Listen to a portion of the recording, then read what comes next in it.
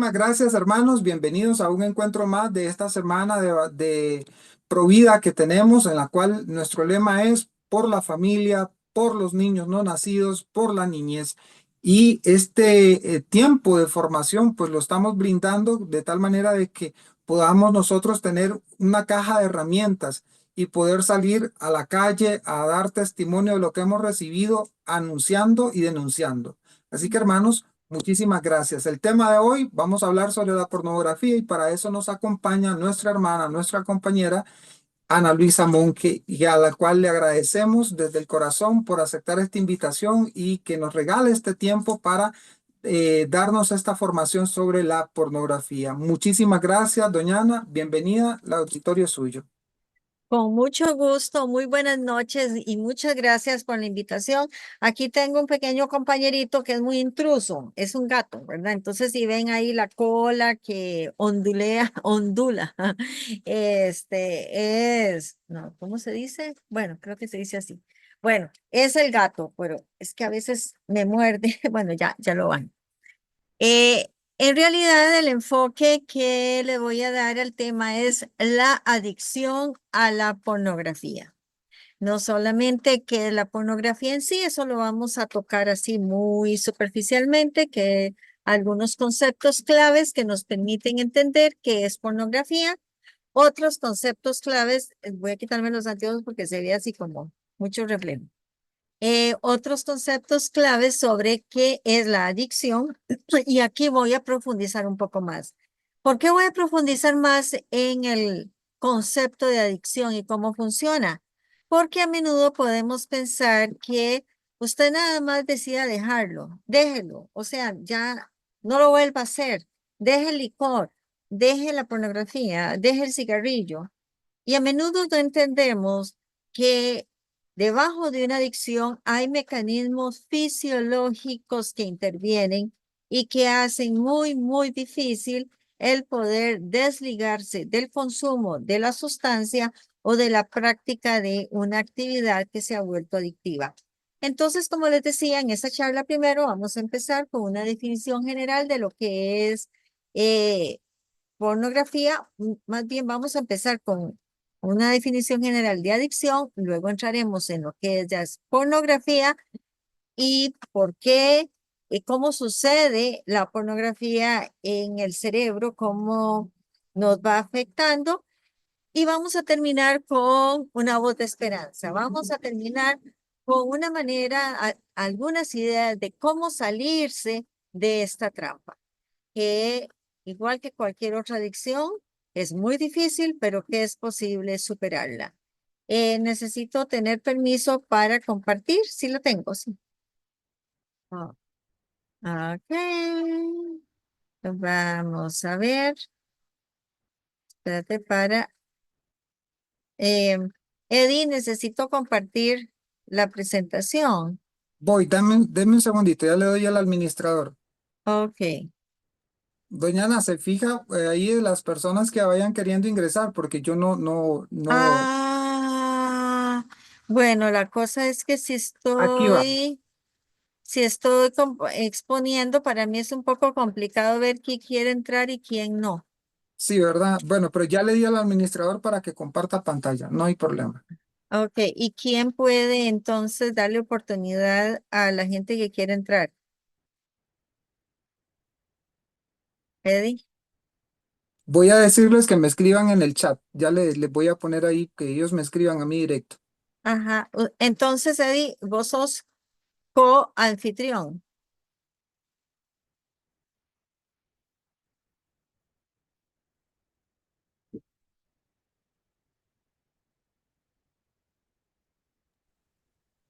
No, doña Ana, no tengo esa opción, yo les voy a decir que me escriban y usted me les da el chancecito, porfa. ¿Y cómo me doy cuenta? Yo le voy a avisar a usted. Ajá, porque ya hay, bueno, ¿están viendo la pantalla? Me gustaría saber si la están viendo Sí, sí con se voz. ve. Sí, Sí señora. se ve. Ok, Sí, señora. perfecto. Excelente. Así ya ahora veo que alguien quiere que lo admita. Ok, vamos a ver porque es la primera vez que estoy dando una charla y también admitiendo gente. Vamos a ver cómo lo hago. Bueno, entonces Vamos, aquí tenemos gente de varios países, si no me equivoco, ¿verdad?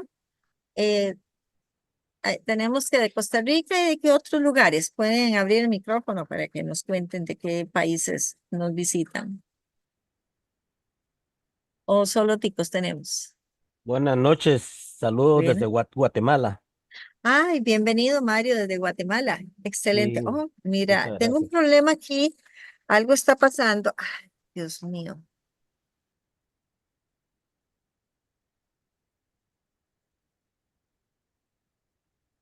No, está bien.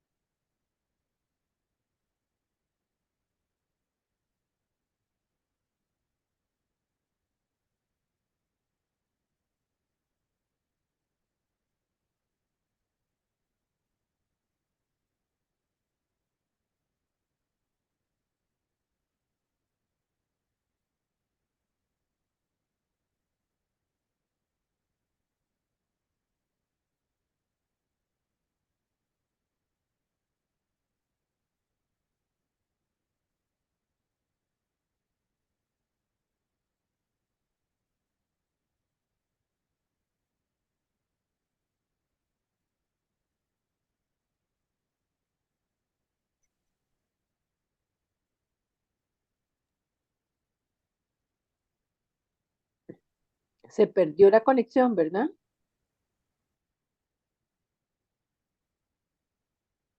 Sí, sí, se perdió la conexión. Sí, yo creo que ella se salió.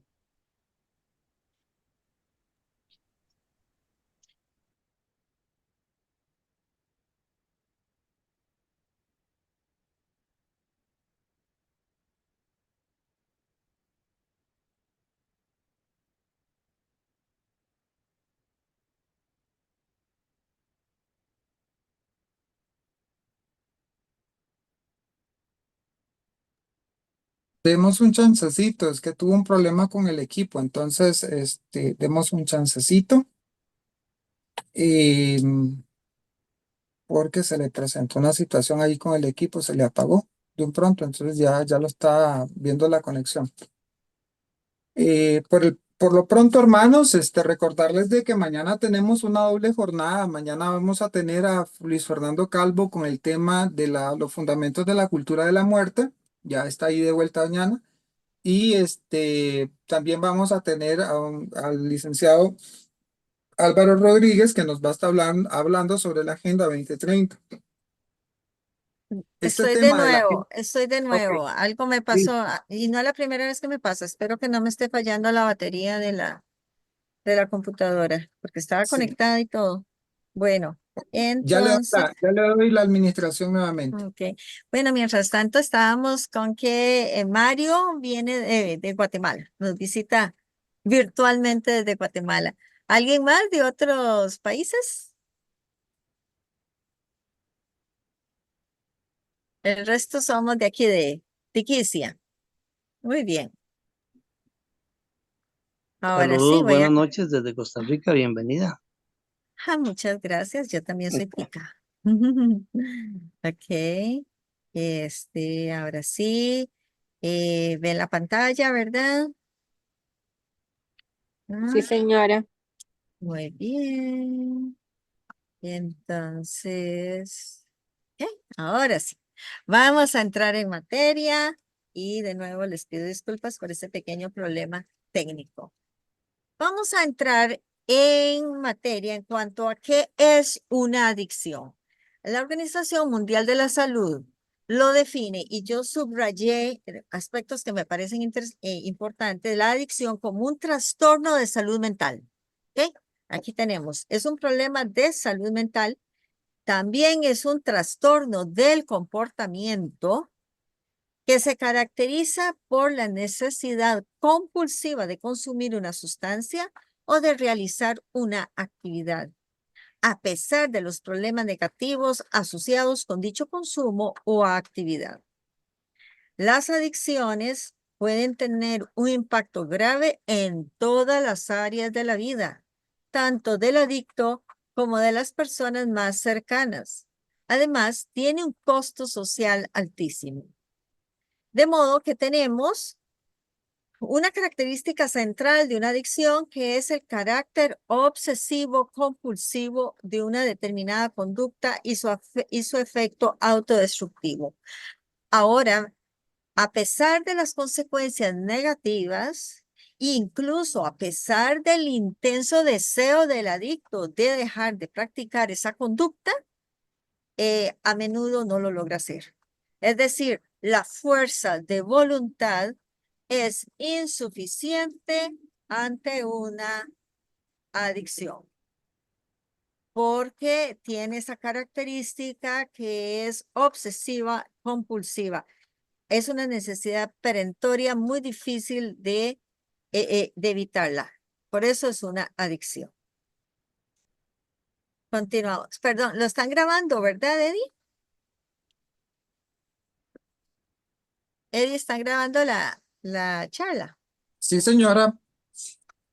Perfecto. Tenemos que según la Sociedad Americana de Medicina, la adicción se define como una enfermedad médica crónica, o sea, se le agrega el elemento médico, no solamente de comportamiento y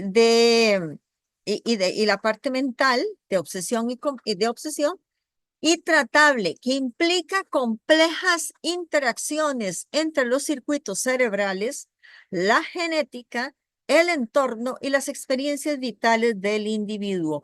Es decir, estamos ante una enfermedad que es sumamente compleja. Hay bastante investigación, sobre todo en los últimos 20 años, quizás, que se han adentrado mucho en la parte neurológica de las adicciones y revelan esta complejidad que hay a menudo una predisposición genética. Es lo que uno dice, qué raro, ¿por qué en tal familia ocurre tanto alcoholismo? Desde el bisabuelo, el abuelo, el padre, el hijo, el nieto. ¿Por qué será que en esta familia se da tanta propensión a ciertos comportamientos, incluso sexuales compulsivos? A veces puede haber una predisposición a engancharse en el consumo de sustancias, pero la predisposición no es suficiente.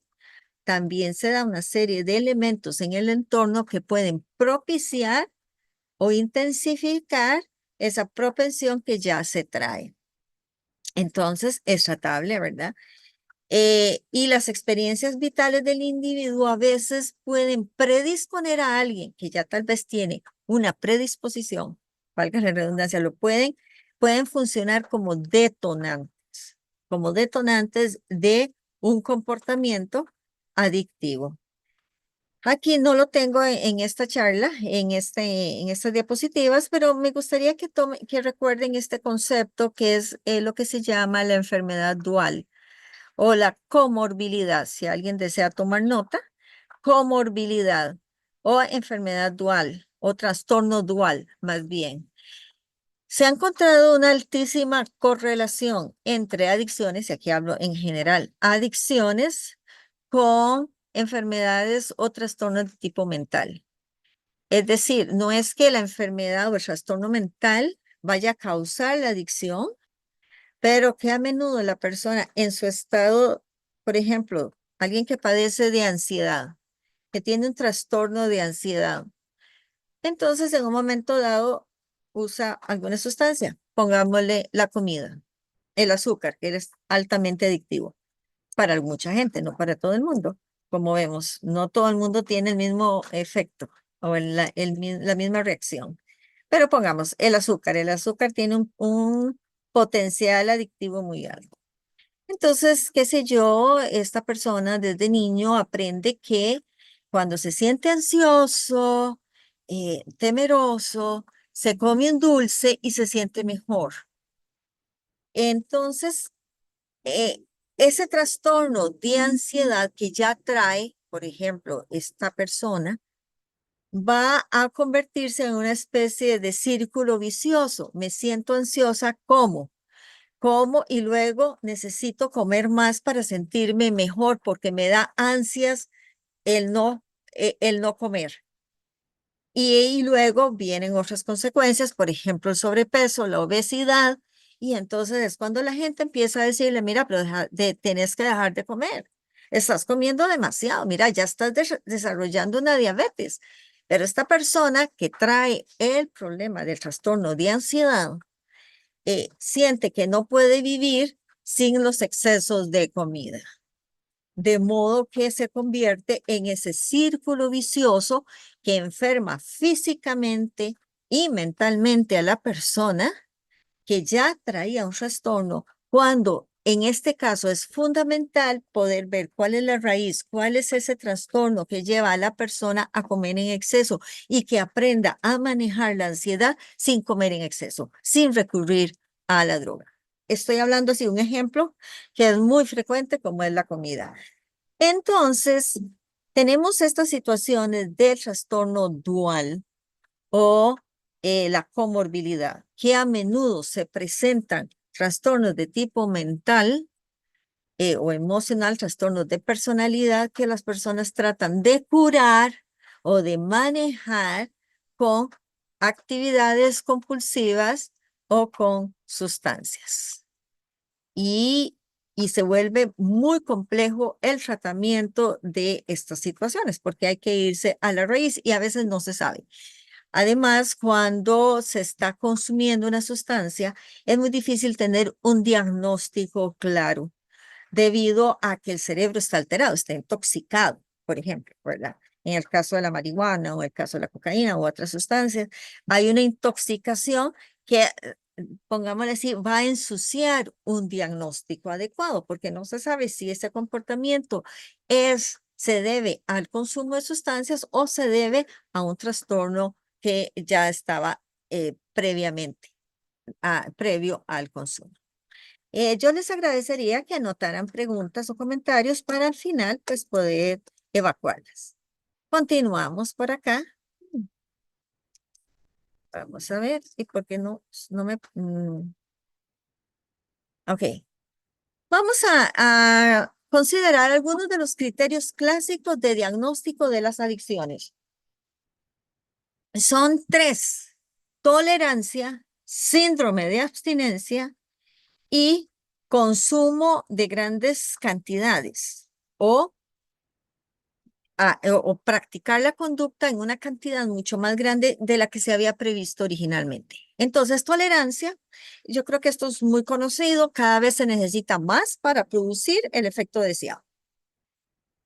El síndrome de abstinencia es un conjunto de síntomas físicos o psicológicos que se siguen de la supresión de la droga o de la actividad. Y esto hay que tomarlo muy, muy en cuenta en toda adicción, incluida la adicción a la pornografía o a la amplia gama de adicciones sexuales, que hay muchos tipos de tener conductas sexuales compulsivas y adictivas o que manifiestan una adicción. El consumo también de grandes cantidades, por ejemplo, es decir, no, nada más, volvamos al ejemplo de la comida, en este caso las gaseosas. Alguien que es adicto a la Coca-Cola. No, nada más me voy a tomar una Coca-Cola de 350 mililitros y termino tomándome el litro entero, ¿verdad? No, me voy a fumar solo un cigarrillo y me termino fumando 10. Entonces, hay una falta de control del comportamiento que se pretendía al inicio. Y esto es uno de los criterios clásicos de diagnóstico. Hay esfuerzos, a menudo hay esfuerzos, ya voy a dejar de fumar, no yo aquí, y al tercer día vuelve a caer. Se invierte muchísimo tiempo en las actividades relacionadas con la obtención de la sustancia o la actividad. Esto es muy importante.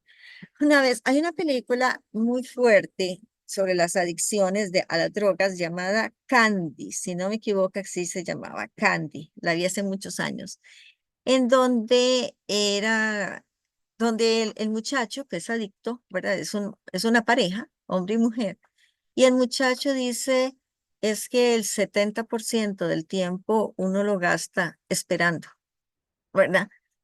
Y es muy interesante porque realmente la inversión de tiempo es muy desproporcionada a la cantidad de tiempo que se usa en el consumo. Absorbe pero es un porcentaje muy, muy alto de la actividad regular de la persona.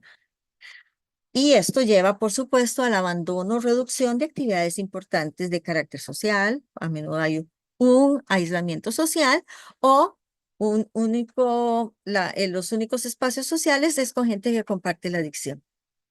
Se puede descuidar el trabajo, obviamente la salud, la presentación, etcétera. Y el consumo continúa a pesar de los problemas que se presentan. Ahora bien, como les decía, eran criterios muy generales sobre la adicción que ahora vamos a retomarlos en relación a la pornografía. ¿Qué nos dice que es la pornografía? La Real Academia es una representación explícita de actos sexuales que busca producir excitación. Entonces tenemos de actos sexuales, pero también es material escrito, fotográfico, audiovisual que utiliza la pornografía. Sin embargo, a mí me gustó mucho también la definición que da el Diccionario del Poder Judicial de Costa Rica. Nos habla que es la creación o representación de contenido sexual que conlleva la exposición explícita o detallada de los genitales, con la que el productor o creador busca provocar excitación. Entonces, tenemos que en la definición de la RAE se hace un énfasis en interacciones de tipo sexual, pero el diccionario del Poder Judicial incluye también fotografías de las partes genitales con el objetivo, no es con el objetivo médico, no es un manual de anatomía, vamos a estudiar el aparato reproductor masculino o el femenino, sino que el objetivo es provocar excitación. Y entonces, dentro de la pornografía está el material o soporte que contiene escritos, películas, audiovisuales o demás elementos similares de carácter considerado pornográfico. Esto no lo vamos a ver en este momento, pero vamos a hablar sí de algo muy importante que necesitamos entender a nivel de nuestro cerebro, de cómo funciona. Hemos escuchado muchas veces lo de la dopamina. La cosa es que dentro de nuestro cerebro, en la parte más profunda, hay algo llamado centro de recompensa. Este centro de recompensa actúa como un liberador de la sustancia llamada dopamina ante comportamientos que consideramos positivos, como comer alimentos sabrosos, tener una conversación muy agradable, estamos viendo una película que nos llega al alma, en una caminata, todo aquello que nos produce placer lleva a una liberación de dopamina que el cerebro, los receptores, la absorben. Sin embargo, como decía un autor por ahí, si tener placer es bueno, es lindo, pero demasiado placer trae problemas. ¿En qué sentido? Por ejemplo, vuelvo con la comida. Un plato de verduras al vapor, por ejemplo, que a mí me encanta. De verduras al vapor, qué rico, y yo me lo como y me sabe delicioso. Pero luego puedo ver un queque de chocolate y produce una sensación tan acelerada, digamos, de placer, que es muy fácil que uno quiera entonces esa sensación intensa de placer. Con la pornografía igual, o sea, lo decía hace un rato Eddie, o sea, hay una sexualidad que es sana, que está creada por Dios, y la pornografía viene a destruir esa sexualidad sana, porque nos da elementos, pongámoslo así, de placer, o elementos que son sumamente intensos, que nos vienen a dar una distorsión muy profunda a veces de lo que es la sexualidad y de lo que es el cuerpo humano. Si un niño, por ejemplo, se acostumbra desde, qué sé yo, los 10, 11 años a ver pornografías con cuerpos que han sido eh, muy alterados quirúrgicamente, va a creer que un cuerpo normal es como esos cuerpos que se presentan tan alterados quirúrgicamente. Son exageraciones del cuerpo humano. Además, las actividades sexuales son sumamente exageradas también, pero provocan una reacción de dopamina como muy intensa, como muy fuerte. Y la persona puede engancharse, puede volverse adicta a ese exceso de emociones. Entonces, tal vez no es tanto la adicción a lo que estoy viendo, sino a la sensación que produce en el cerebro, lo que me mantiene enganchado buscando repetir una y otra vez esa sensación de intenso placer. Este otro concepto me interesa que nos detengamos aquí un momento porque está dentro de los criterios más recientes de la adicción y lo tomé sobre todo de una página, de un sitio web muy interesante que habla de la adicción a la pornografía, precisamente. Este concepto se llama hipofrontalidad. Hipo viene de menos de, ¿verdad? Por debajo de. Hipo e hiper son antónimos. Hipo por debajo de, hiper por encima de. Y frontalidad se refiere a nuestra corteza prefrontal o nuestra corteza frontal. A nivel anatómico, nosotros tenemos algo que es muy diferente de otros animales, de los animales, mejor dicho. Es la corteza prefrontal, es la capa como más que está ubicada en esta parte, más al frente, que nos da la capacidad de análisis, la capacidad de evaluar y de ejercer autocontrol. Entonces, hablábamos hace un rato del centro de recompensa que está en la parte más profunda del cerebro y que es en gran parte responsable de los deseos, porque me engancho, ay, qué rico, qué sé yo, volver a bailar, porque bailar me produce mucho placer, entonces quiero volver a bailar, por ejemplo. Entonces me impulsa a desear actividades que son placenteras. La corteza prefrontal es en gran parte responsable de ponerle freno a esos deseos cuando es necesario. Qué ganas de ir a bailar. Quiero pasar la noche bailando porque me encanta que los amigos, pero mañana tengo examen a las 7 de la mañana. Esa es la corteza prefrontal. Me dice, no, mamita, quedes estudiando. Entiendo que te encanta el baile, pero necesitas estudiar. Cuando hay consumo, y se ha estudiado ya con resonancias magnéticas, cuando hay mucho consumo de pornografía, sucede el fenómeno de la hipofrontalidad, que es una alteración de la corteza prefrontal que deja de funcionar o lo hace de forma reducida, cediendo el control a otras regiones cerebrales que priorizan el consumo. Ocurre con todas las adicciones, pero ya se ha estudiado en el caso de la adicción a la pornografía que también sucede. Y esto es muy serio porque estamos hablando de una reducción que no solamente es funcional, es también anatómica. O sea, se va a disminuir, que de por dicha, según leía, también hay plasticidad del cerebro, entonces podemos tratar de ejercitar de nuevo el autocontrol y la voluntad. Pero sí hay una alteración que deja de funcionar. Aquí también quiero meter otro concepto de la anatomía cerebral que viene a ser el paleoencéfalo, que se le llama, o el cerebro reptiliano. Está ubicado más que todo por el lado de la nuca, más abajo. Esta parte del cerebro reptiliano lo compartimos, como dice la palabra, con los reptiles. Es la parte de huida. de huida, de escape. Tengo miedo, escapo, huida y ataque, ¿verdad? Alguien me quiere hacer daño y la primera reacción es darle un puñetazo para defenderme. Una lagartija, uno la va a agarrar y sale soplada. Estas son reacciones instintivas.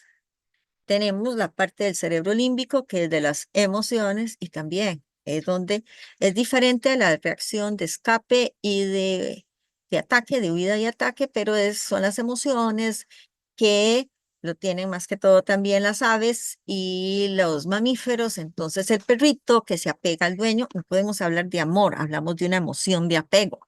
Nosotros también podemos tener emociones de apego y a veces las confundimos con el amor. O emociones de temor. Entonces, si la corteza prefrontal está debilitada, tenemos el problema de que las partes más primitivas de nuestro cerebro, como el reptiliano y el sistema límbico, el centro de recompensas, tomen prioridad, tengan mayor poder sobre nuestra conducta, de modo que vamos a actuar no fundados en el juicio, en el sano juicio, sino más bien en el temor, en el apego, la sensación de que si no me tomo esa Coca-Cola me voy a morir, y la sensación de que me voy a morir exactamente, o sea, si no me la tomo. Esto viene de partes más primitivas del cerebro porque ha habido un debilitamiento de la corteza prefrontal, que es lo que le llamamos hipofrontalidad. Voy a hacer aquí una pequeña pausa por si alguien tiene una pregunta hasta el momento, porque sé que son como muchos conceptos que pueden resultar un poquito pesadillos.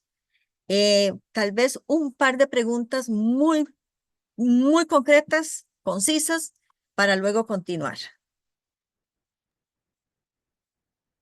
Gracias, doña Ana. Buenas noches. Dígame una cosa. Buenas noches, Gonzalo. Usted habló ahí sobre en el apego.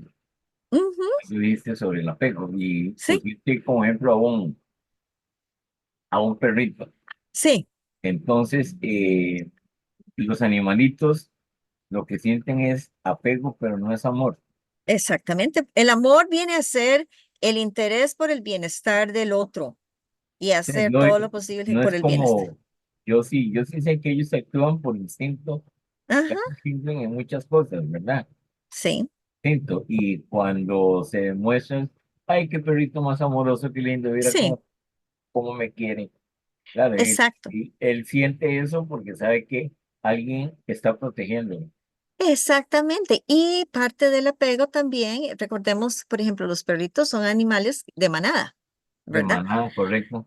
Y entonces ellos van a cuidar la manada. Sí, El dueño del perrito es parte de la manada sí, claro. Ujú. y son territorialistas, Ah, entonces va bueno, a cuidar el terreno, ¿verdad? El territorio. más esos enanos de Chihuahua, esos sí son terribles. Sí, los gatos también. Yo tengo Ah, este los gato que gatos. hace un rato se me encaramó en el regazo, ¿verdad? Y es una pega y si me lo quiero quitar, a veces me muerde, ¿verdad? Entonces, uno dice, ay, qué gran amor. Bueno, no, es apego, ¿verdad? Muchas gracias, Diana. Tengo aves también y las crío y las hago mansitas y son unas pegas, ¿verdad? Entonces, es muy fácil confundir el amor con el apego. Si nos vamos un poquito más lejos con la conducta humana, a menudo nosotros, este tema es muy amplio de las adicciones y a mí Diana, perdón, y el amor solo funciona en el ser humano, en el ser sí, eso es pensante. lo que tengo entendido, que sí, el amor, es ese deseo por el bienestar del otro y hacer todo lo posible por el bien del otro. Ahora, en los seres humanos a veces tenemos la mente tan distorsionadita, las emociones por traumas, etcétera, que a menudo confundimos amor con apego. ¿Verdad? Y hay todo un tema amplísimo que es sobre la adicción a relaciones dañinas y es donde nos hacemos daño y donde uno dice, pero Las ¿cómo es tóxicas que llaman. a que ahora le llaman tóxicas, ¿verdad? Que es una palabra de moda y a mí no me gusta mucho usarla porque a la gente le encanta decir, es que fulana es tóxica, pero no se ven para adentro. Yo la veo Ve- tan fea esa palabra, tan Sí, fuera de pero lugar. son relaciones que han existido toda la vida, ¿verdad? Recordemos que nosotros somos ay, desgraciadamente estamos caídos, caímos desde Adán y Eva, entonces la predisposición al pecado está en nosotros, desgraciadamente. Y, y a menudo esas relaciones que le llamamos de amor son relaciones muy enfermizas, de apegos malsanos. Y esa es la palabra que a mí Esa es me la gusta palabra decir. correcta, Sí, malsano, sí. apegos malsanos. Entonces, le llamamos amor a una relación en donde los dos nos estamos haciendo daño. Eso no puede ser amor. No, Aunque hayan hijos de por medio, ¿verdad? A menudo ocurre eso, hay hijos de por medio y todo, pero se hace mucho daño. Y los casos más extremos es cuando de ahí a veces hay una muerte de uno de los femicidio. dos, ¿verdad? Entonces, pero ya eso es otro tema, sin embargo, tiene que ver también con las adicciones, porque a ¿Verdad? veces uno puede volverse adicto a cierto tipo de relaciones. Si no hay sufrimiento, si no hay agresividad, si no hay esos niveles de pasión tan intensos, no, eso no es amor, eso es muy aburrido. Señora, y eso no es lo que uno podría llamar masoquismo. Sí, pues hay muchas maneras que se les ha llamado a lo largo de la historia, relaciones sadomasoquistas, relaciones en los últimos 35 años más o menos, el término codependencia se puso como más de moda, eh, relaciones patológicas, etcétera. Y Y hay, este fenómeno y hay, perdón. ajá, sí, y hay personas que les gusta que las hagan dormir. Claro, y que cuando las tratan bien ya no les gustó, ya lo encontraron muy aburrido. Sí. Entonces, bueno, para poder seguir con el tema, porque si no aquí nos metemos en este tema Ay, fascinante igualmente. que es de la adicción a las relaciones dañinas, que eso es muy, muy amplio. Pero tenemos en común lo de la hipofrontalidad. ¿Hay alguno del público que no le haya quedado claro el concepto de hipofrontalidad? Porque es muy importante para entender la dinámica de las adicciones y específicamente la adicción al, a la pornografía. Muy bien. Si no hay, vamos a continuar. Muy interesante las diapositivas, bastante Ah, interesante. Doña Ana con mucho Luisa, gusto. Hola, buenas noches. buenas noches. Quería hacerle una pequeña consulta. Ajá. Eh, por ejemplo, uno se ha dado cuenta que cuando hay una persona que sufre de alcoholismo Ujú. y se le quiere tratar, bueno, primero que nada, hasta que acepte su problema puede ser tratada, pero ahí sabe uno que está ingiriendo alcohol, ¿verdad? Claro, En el caso de una persona adicta a la pornografía, como está afectada y probablemente sufre la hiperfrontalidad, ¿verdad? correcto. Esta persona escapa de su realidad, se puede dar cuenta de que realmente tiene ese problema o no.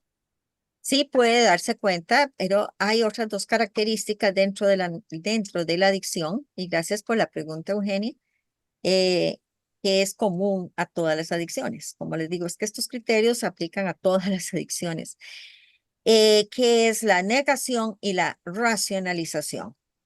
La persona puede darse cuenta que está teniendo un problema, pero hay un mecanismo psicológico que se llama la negación, no es la negación psicótica, que me desconecto totalmente de la realidad y me voy a un mundo de fantasía. Puede ocurrir, ¿verdad? Puede ocurrir.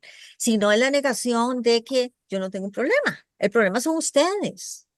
El problema son los demás. El problema es que ustedes son unos santurrones. Si eso es normal, si eso es parte de la experimentación. Ahorita voy a hablar un poquito más de esto con relación a los profesionales a donde uno puede acudir de ayuda.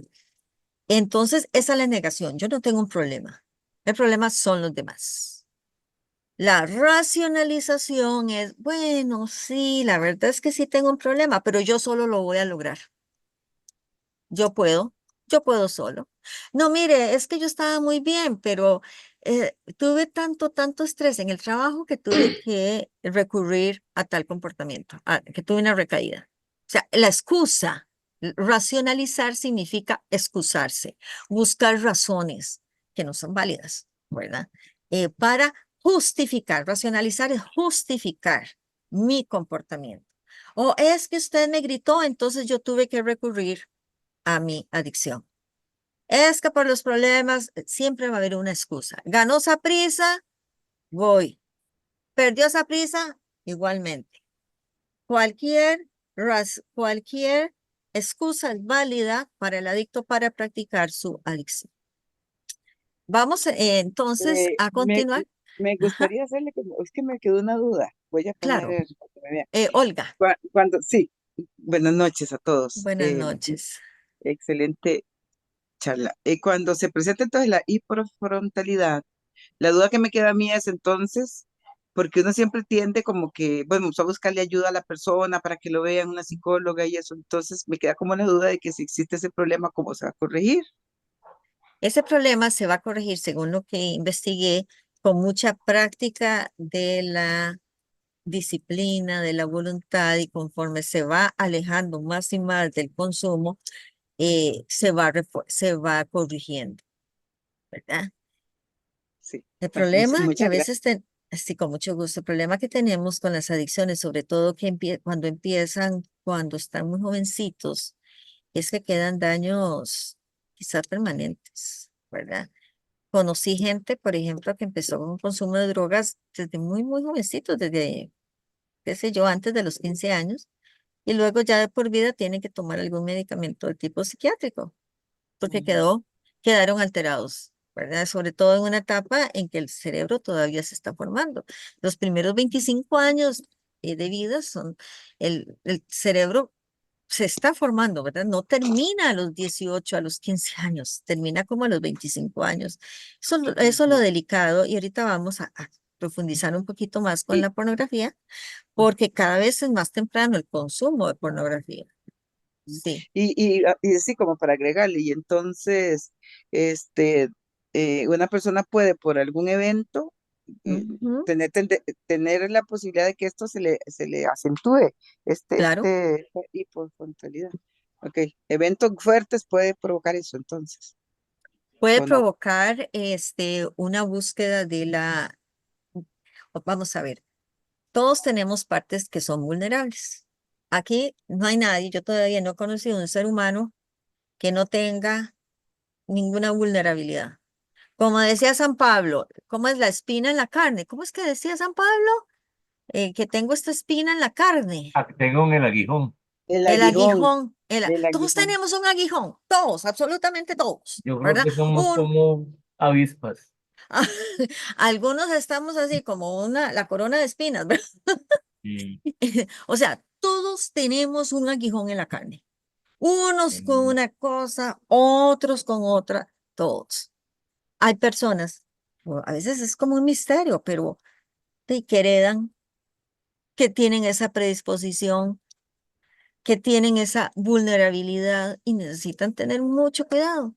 Qué sé yo, veamos con el alcohol, que es muy común que de jovencillos empiecen a probar el licor, de ahí de, qué sé yo, de 100 que lo prueban, tal vez, no sé, estoy inventándome los números, tal vez 50 se vuelven tomadores sociales y unos 20 no les gusta, pero de ahí tal vez hay unos 5 o 3 que terminan en la calle, ¿verdad?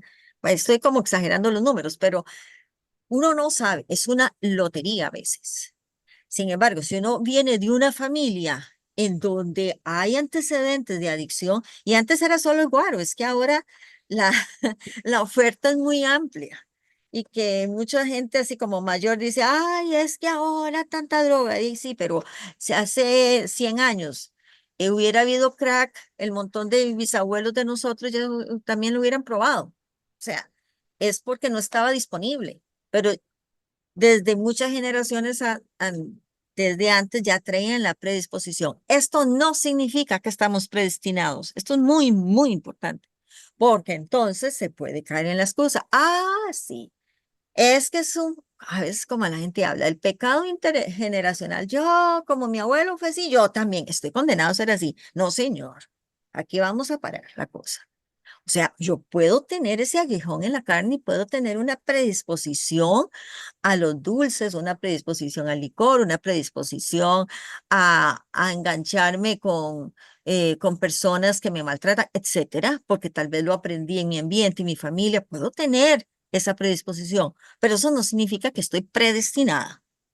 Significa que tengo una debilidad a la cual debo ponerle atención y buscar ayuda para que esa debilidad no me haga daño y no me domine en mi vida, ni le haga daño a otras personas. No sé si queda clara esta diferencia que me parece fundamental, porque de pronto puede decir la gente, ¿verdad?, que me está escuchando, no es que esa señora dice que ya uno, que como es genético, entonces ya uno va a ser así para toda la vida. No, hay una predisposición, de ni modo, pero que podemos afrontarla, que podemos incluso convertirla en fortaleza, porque nos puede permitir ayudar a otras que también estén pasando por situaciones similares. Espero que haya quedado clara esta diferencia. Sí, bueno, a mí me quedó muy claro, la verdad que sí. Sí, Qué muy dicha. claro. La predisposición y la predestinación son dos Son cosas muy diferentes. muy diferentes, ¿verdad? Nadie está predestinado. Recordemos que existe el libre albedrío. Y es a veces cuando uno dice, qué increíble, en una misma familia, que todos han sufrido, qué sé yo, el trauma de un papá agresor, alcohólico, que vivieron todos en pobreza y de ahí tal vez casi todos salieron adelante o solo uno ahí se quedó, ¿verdad? Y uno dice, ahí está la, la actitud de la persona, la buena voluntad, la búsqueda de ayuda. O en otras familias que uno dice, de ahí nació con todas las estrellas, con plata, inteligente, guapo, todo en bandeja de plata y terminó durmiendo en la calle. Entonces ahí ese es el misterio también de las decisiones que tomamos nosotros, los Sí, seres humanos. es como en el caso de en el ciego, cuando le preguntaron a Jesús que si él era ciego por los pecados de él o de la Mm, familia. ¿No? Es que no. Pero recordemos, hay tendencias genéticas y uno no las va a eliminar. Simplemente hay que trabajar con ellas, ¿verdad? Yo no me puedo cambiar el color de ojos por más lentes de contacto que me ponga. Puedo entonces aceptar mi color de ojos. Puede ser que yo haya heredado una predisposición, un temperamento colérico. Eso no significa que yo voy a andar maltratando a todo el mundo, sino que necesito buscar ayuda para que ese temperamento colérico no me vaya a hacer daño ni hacer daño a otros. Seguimos entonces. Sí quedó claro, ¿verdad? Lo de la diferencia entre la predisposición y la predestinación. Sí está claro lo de la hipofrontalidad. Y entonces vamos a hablar un poquito de otros criterios que ya son más recientes de la adicción, como la sensibilización. La sensibilización es cuando yo ando viendo por todo lado elementos que me inciten al consumo. Vamos a ver. Digamos que no es del campo de la adicción. Yo quiero comprarme un carro Suzuki, uno viejito, un Sidekick, para ir a la montaña. Entonces, de pronto, yo veo un montón de Sidekick en la calle. No sé si les ha pasado a ustedes que están interesados en algo, nunca le prestaban atención. En el momento en que empiezan a pensar en algo que quieren adquirir, empiezan a verlos por todo lado.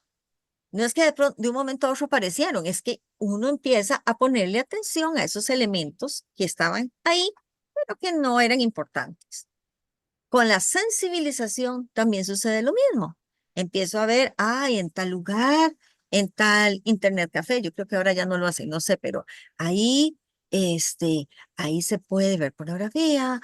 Mira, en tal lugar, en tal sitio web, me meto a la red, me meto a internet y genero como una especie de ojo clínico para detectar los ambientes y las condiciones ideales para practicar la adicción. Esa es la sensibilización. Es una sensibilización al entorno que me rodea y que facilita el consumo. La otra es la desensibilización. Es lo que se llama también tolerancia.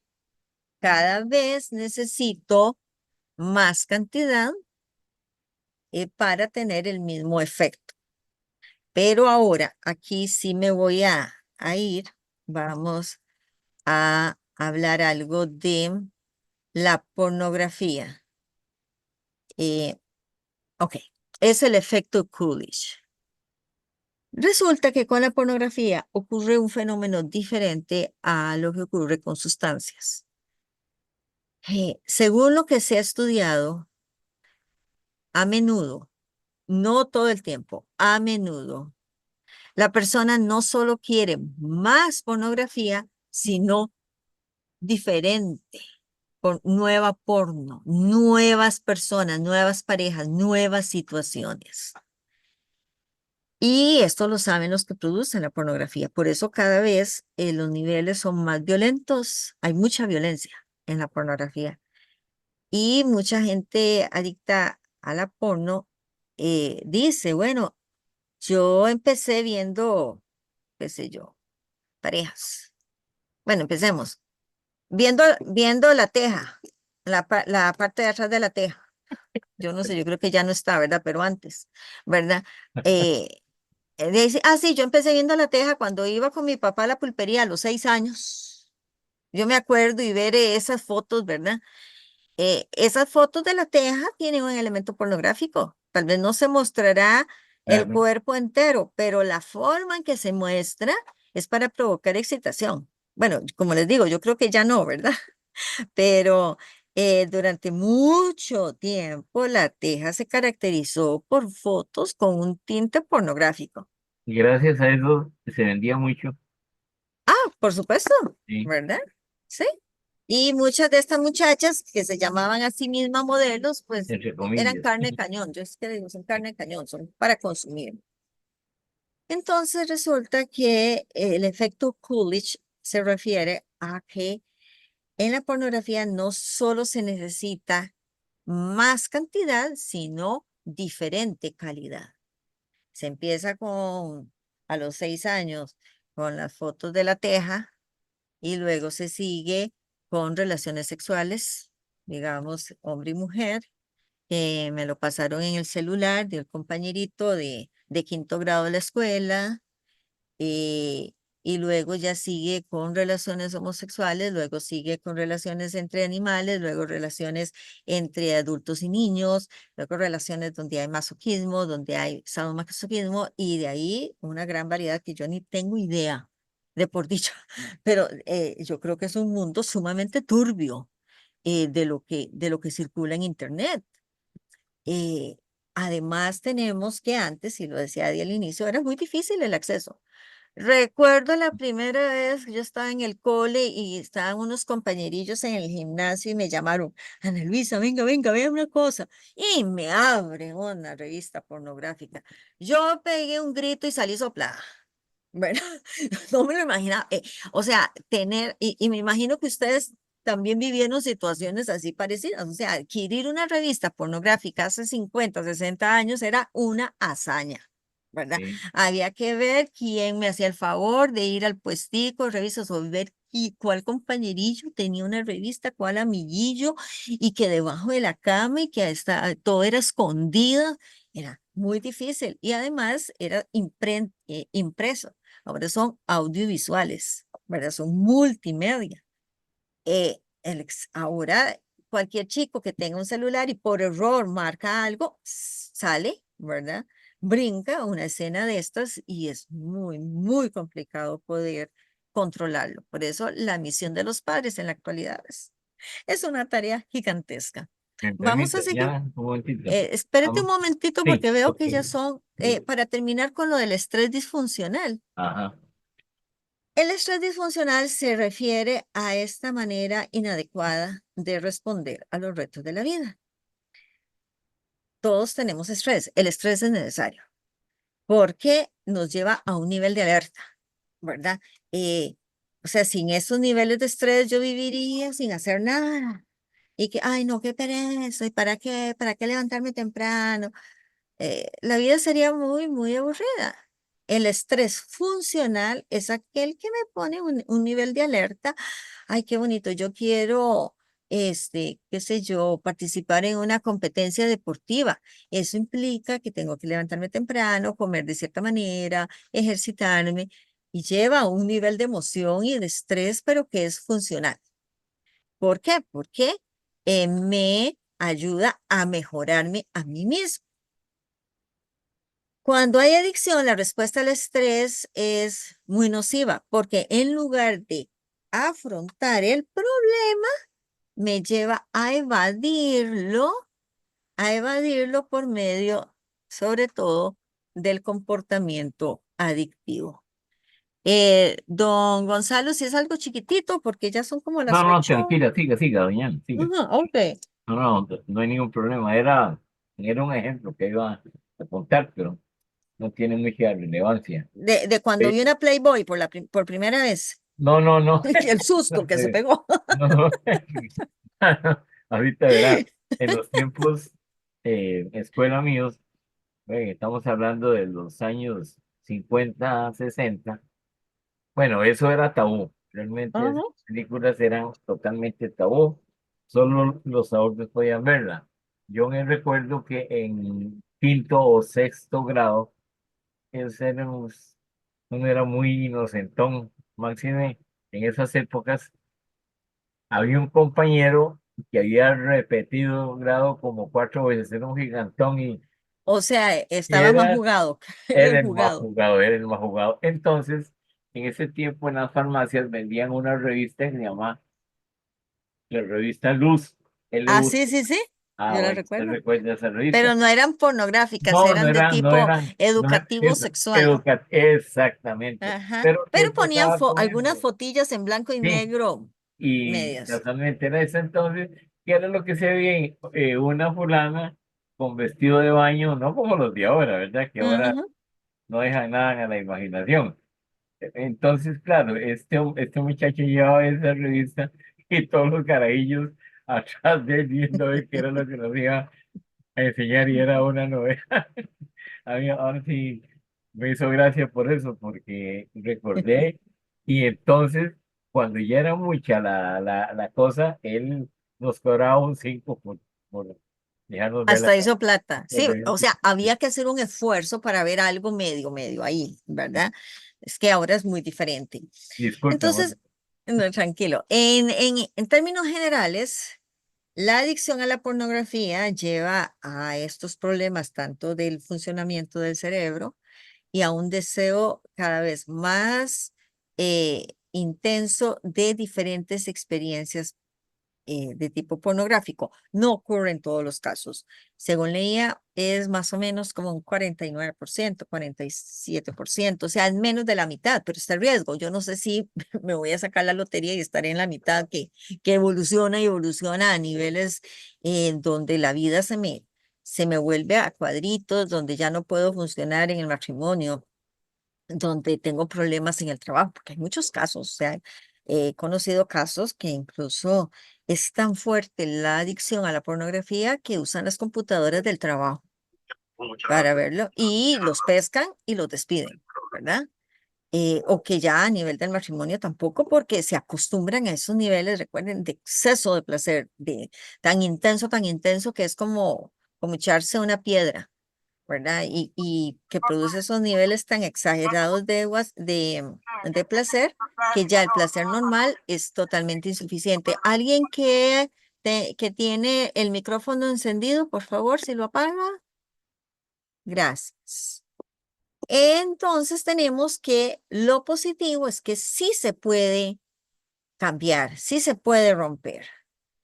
Eh, la gente puede eh, soltar esa trampa, ¿verdad? Hay un libro que se llama La trampa rota de un sacerdote, el padre Miguel Ángel Fuentes del Instituto del Verbo Encarnado, que antes era de circulación gratuita, ahora lo venden en Amazon. Yo lo tengo. la cosa es que es muy interesante porque él habla de la adicción sexual en general, no solamente de la pornografía, y nos habla de lo importante que es esta posibilidad de romper la trampa, porque es una trampa. Y el cerebro, y ahora voy a hablar algunas cositas de las recomendaciones que nos da el padre Miguel Ángel Fuentes, que es psicóloga también.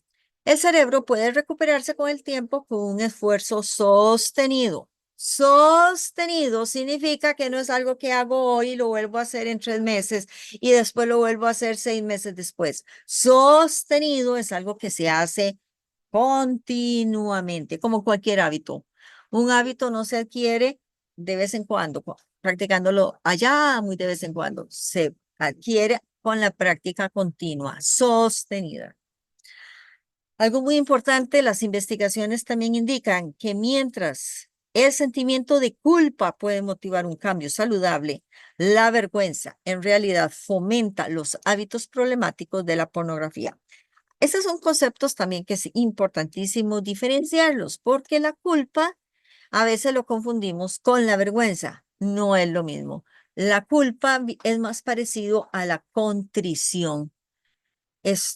Me siento mal, tengo remordimiento por el daño que he causado a otros o a mí mismo. Esa es una culpa sana, porque si no sintiéramos ese tipo de culpa sana, seríamos sociópatas. El sociópata no tiene culpa, todo lo racionaliza. Es que yo hice, le robé porque el otro es un estúpido, pero yo tengo que robar para vivir, porque, o sea, va a tener 500,000 justificaciones. El sociópata, el gran problema del sociópata es la ausencia de sentimientos de culpa. Puede sentir vergüenza, pero no culpa. Entonces, la culpa es ese reconocimiento del daño que he causado a otros, a mí mismo, ese acto de contrición también como daño con el pecado a Jesús. O sea, el dolor, no le hago daño, el dolor que le causo a Jesús.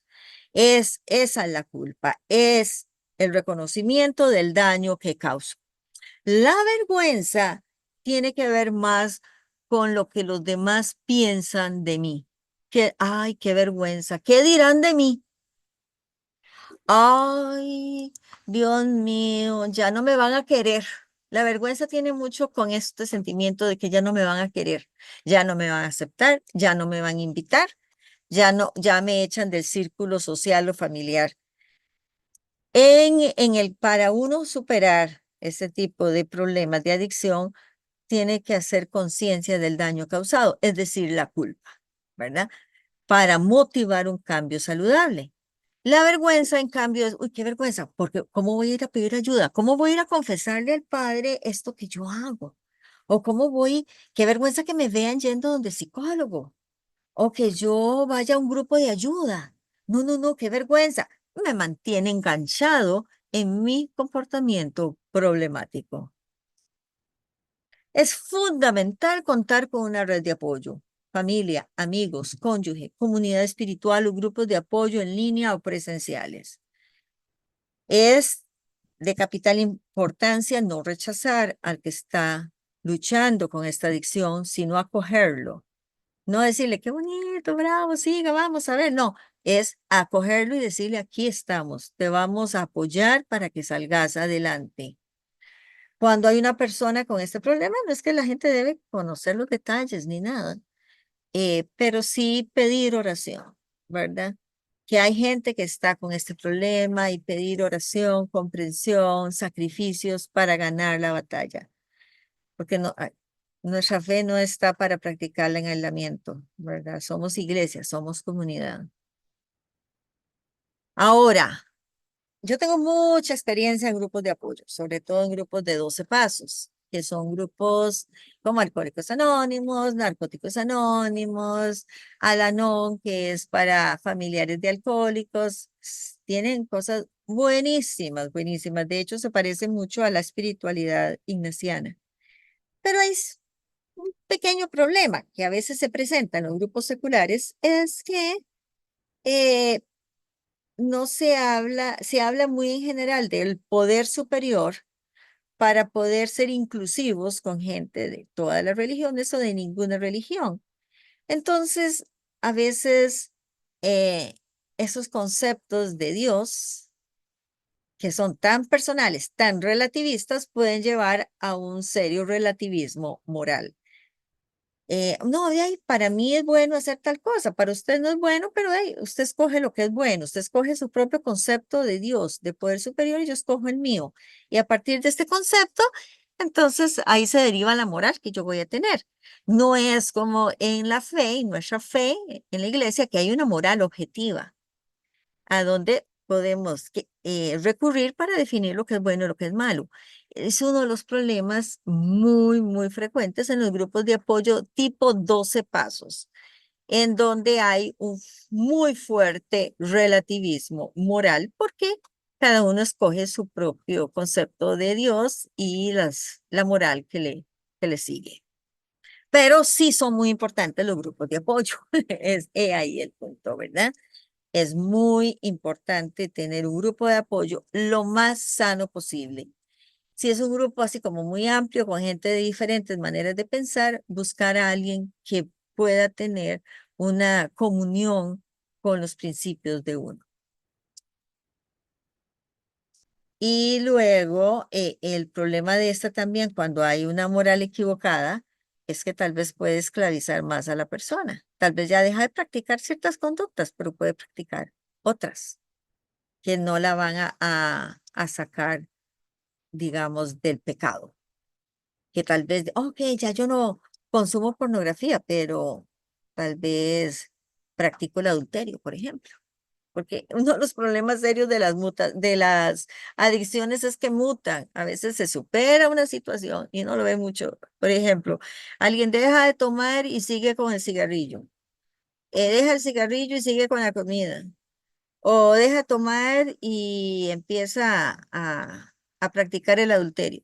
Entonces, hay que tener mucho cuidado porque uno se puede justificar y decir, no, ya yo no hago eso, pero hago otra cosa, que también es pecaminoso y es dañino a mi persona y a los que están en mi entorno. Hay que cambiar la idea de sí mismo, o sea, retomar esa dignidad, la idea que se tiene del prójimo y la idea de Dios cuando ésta estuviese enturbiada. ¿Qué quiere decir? Que a veces las personas se sienten que son tan malas, tan malas, tan malas, tan indignas que dicen, ¿cómo es que Dios se va a fijar en mí? ¿Cómo es que me van a ayudar? Es cierto, es reconocer nuestra indignidad, pero a veces exageramos. Y en el caso de las personas que están esclavizadas por una adicción, puede ser muy grande ese sentimiento de vergüenza, tan grande que se sienten tan indignos que mejor no piden ayuda de nadie ni de Dios. Y hay que rectificar esos conceptos.